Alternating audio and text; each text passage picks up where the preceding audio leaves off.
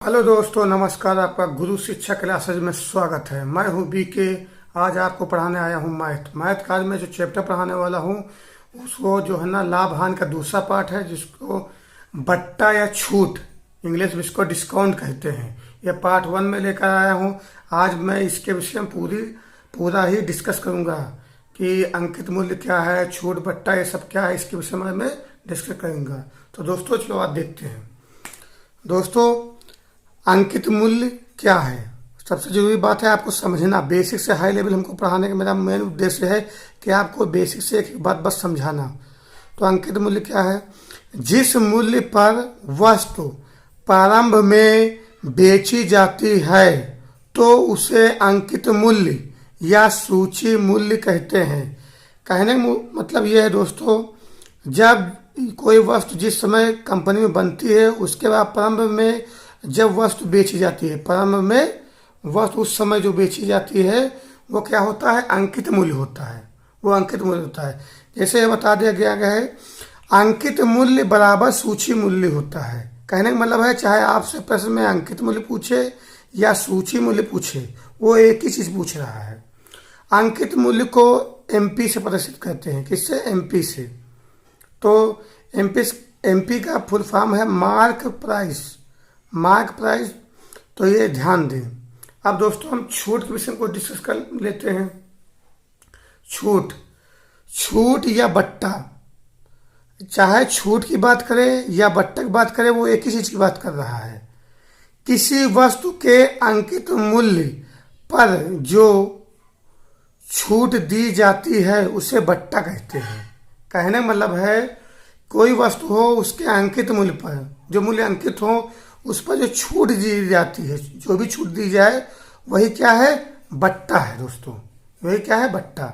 Note में मैंने समझा दिया है कि छूट पूछे या बट्टा पूछे, छूट बराबर बट्टा, ये दोनों एक ही चीज है।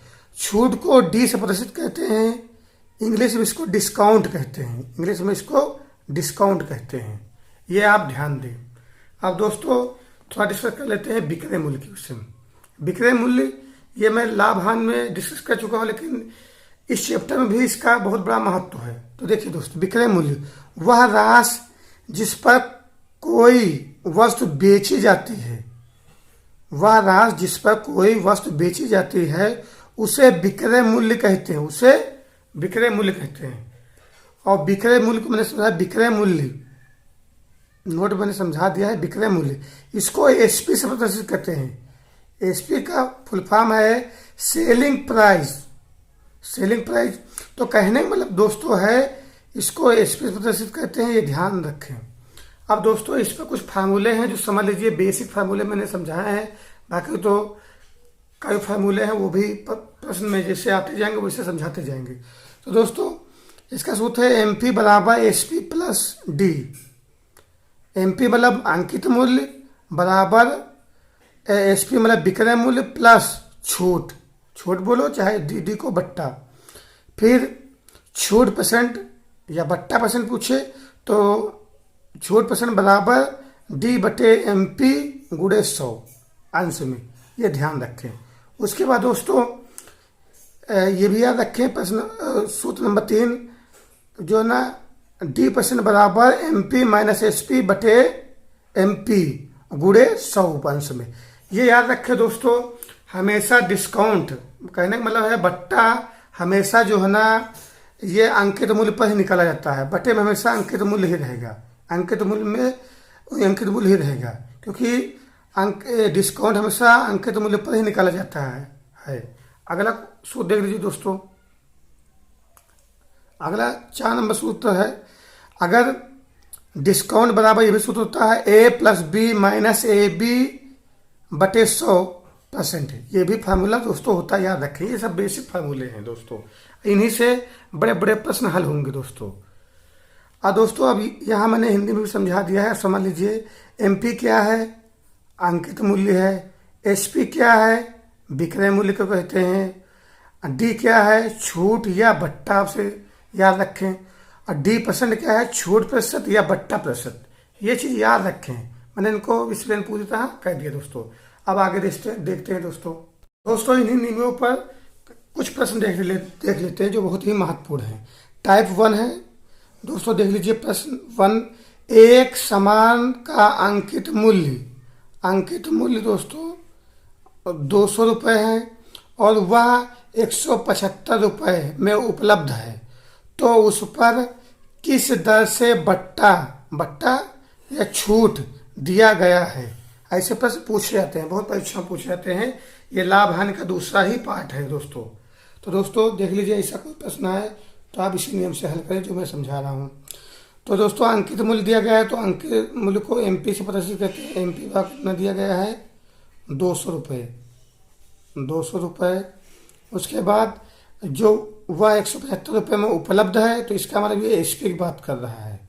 जो उपलब्ध है वो एसपी है, ये 175 रुपये है। हमसे छूट पूछ लिया है बट्टा, तो हम सीधे ही इसमें सूत्र लगाएंगे ट्रिक फॉर्मूला, जिससे बहुत कम समय में आंसर आ जाए। तो दोस्तों आप लगाएंगे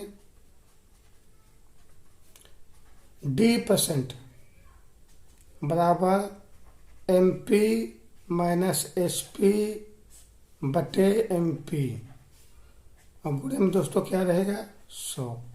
ये याद रखें, बहुत कम समय में दोस्तों इसका आंसर आ जाएगा दोस्तों। अब दोस्तों एमपी कितना दिया गया है दोस्तों, 200, तो यहाँ 200 धर देंगे। एसपी कितना दिया गया है, 175 धर देंगे, और बटे में एमपी है तो फिर 200 धर देंगे, और गुणे में कितना है 100, तो 100 लगा देंगे दोस्तों। ये ध्यान दें। उसके बाद दोस्तों 200 में से अगर हम 175 घटाएंगे तो कितना बचेगा, 25 बचेगा, और बटे में क्या है 200, और गुणे में अंश में क्या है, ये दोस्तों 100 है। ये चीज़ ध्यान दें क्योंकि बहुत ही महत्वपूर्ण प्रश्न है ये। उसके बाद दोस्तों 25 कम 25 अठे 200, कहने मतलब दोस्तों ऊपर 100 बचेगा और यहाँ बटे में 8 बचेगा। उसके बाद दोस्तों इसको हम कैंसिल करेंगे तो 2 चक्को 8, 2 पंची 10 मतलब 50, कहने मतलब दोस्तों आएगा 50 बटे 4। अब हम इससे भाग देंगे दोस्तों, तो मेरा आंसर जो आएगा दोस्तों, आप 4 से भाग देख लेना, तो मेरा आंसर आ जाएगा 12 सही 1/2%। यही दोस्तों मेरा क्या हो जाएगा, आंसर हो जाएगा। यही क्या होगा, बट्टा प्रतिशत या छूट प्रतिशत। बट्टा पूछे चाहे छूट पूछे, वो एक ही चीज पूछ रहा है, वही चीज है, समान। तो दोस्तों अगला क्वेश्चन देख लीजिए इसी नियम पर। अगला क्वेश्चन दोस्तों है प्रश्न नंबर 2। 5,000 रुपये की वस्तु पर 10% बट्टा काट कर बिल की कुल राशि क्या होगी। ऐसे प्रश्न दोस्तों पूछे जाते हैं। तो आप दोस्तों कोई ऐसा प्रश्न आ जाए तो जो मैं नियम बताऊं दोस्तों, आप उसी नियम से लगाएं।